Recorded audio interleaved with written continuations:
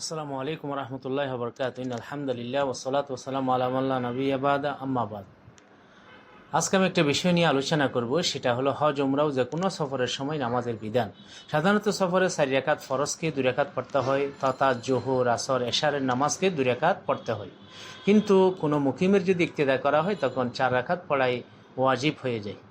এবং সফরের সুন্নাহ সাধারণত ফজরের সুন্নাহ ছাড়া অন্য সুন্নাহগুলি যদি পেরেশানিতে থাকে বা ব্যস্ততা থাকে তাহলে ছেড়ে দেওয়া যেতে পারে, কিন্তু ফজরের সুন্নাহকে গুরুত্ব দিতে হবে।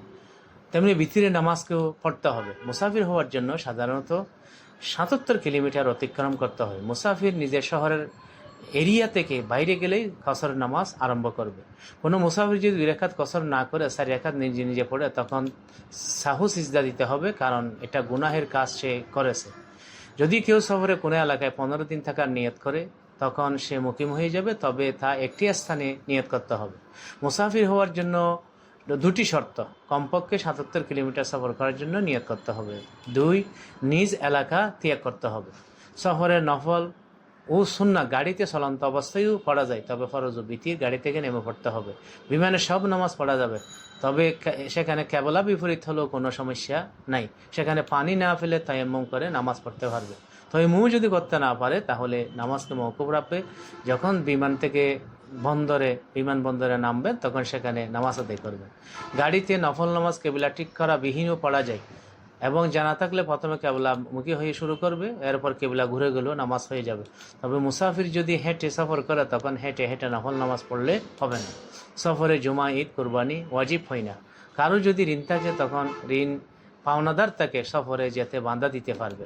তবে কুরবানি ওয়াজিব না হলেও কিন্তু সফরের মধ্যে যদি সে কোনো একটি জায়গায় 15 দিনের নিয়ত করে তখন কিন্তু কুরবানি ওয়াজিব হয়ে যায়। হানফি মাযহাব মতে খাজা নামাজে মুসাফির মুকিমের ইক্তেদা করতে পারবে না।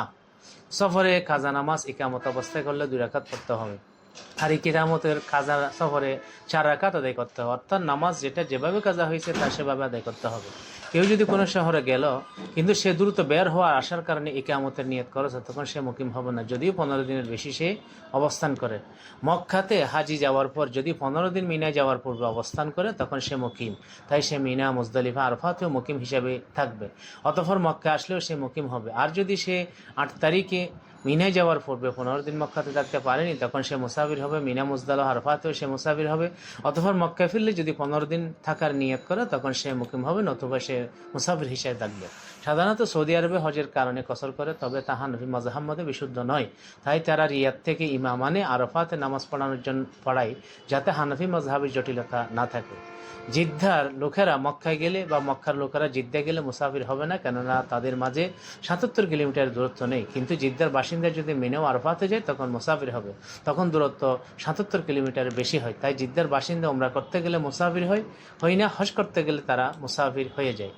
আরফাত ও মুজদালিফা ব্যতীত সফরে কোথাও 2 নামাজ একত্রে পড়া হানফি মাযহাব মতে বৈধ নয়। তবে জমহুরের মতে মাগরিবকে এশার সাথে ও জোহরকে আসরের সাথে সফরের উজুরের কারণে একত্রে পড়া বৈধ। সফরে যখন বিমানে থাকবে, যদি নামার পূর্বে নামাজের সময় শেষ হয়ে যায় তখন সেখানে পড়ে নেবে। যদি সেখানে কেবলা ঠিক করে পড়ে থাকলে আর পুনরায় পড়তে হবে না। যদি কেবলা ঠিক রাখা সম্ভব না হয় তখন আবার পুনরায় পড়তে হবে। আর যদি বিমান থেকে নামার পরে সময় থাকার প্রবল সম্ভাবনা থাকে তখন নেমে পড়ার জন্য অপেক্ষা করবে। বিমানে রুকু সিজদা করা সম্ভব না হলে ইশারা দ্বারা নামাজ আদায় করবে। বিমানে যদি ওযু তায়াম্মুমের ব্যবস্থা না থাকে তখন নামাজকে মওকুফ করবে পরে এবং নামাজীদের সাদৃশ্যতা গ্রহণ করতে পারবে। মুসাফিরের উপর আবু হানিফা রাহমাতুল্লাহর মতে তাকবীর তাশরিক ওয়াজিব না হলেও সাহাবানের মতে ওয়াজিব হবে, তার উপরেই ফতোয়া। মুকিম বাসায় একা নামাজ পড়লে আজান ও ইকামত 2টি ছেড়ে দিতে পারবে, মাকরুহ হবে না। আর মুসাফির আজান ছেড়ে দিতে পারবে, তবে ইকামত ছেড়ে দেওয়া মাকরুহ হবে। হানফিরা মসজিদে হারমে আসরের নামাজ জামাতে পড়তে পারবে, কেননা যদিও তখন ইমাম আবু হানিফা রাহমাতুল্লাহর মতো বক্তা না হলেও সাহাবানের মধ্যে তা হয়ে যাবে, প্রয়োজনবশত তা বৈধ। জুমার খুতবার আজান শুরু হওয়ার পর সফর করা মাকরুহ। তাই আমাদেরকে বিষয়গুলি, এই সফরের নামাজের বিষয়গুলি খেয়াল রাখা আমাদের উচিত।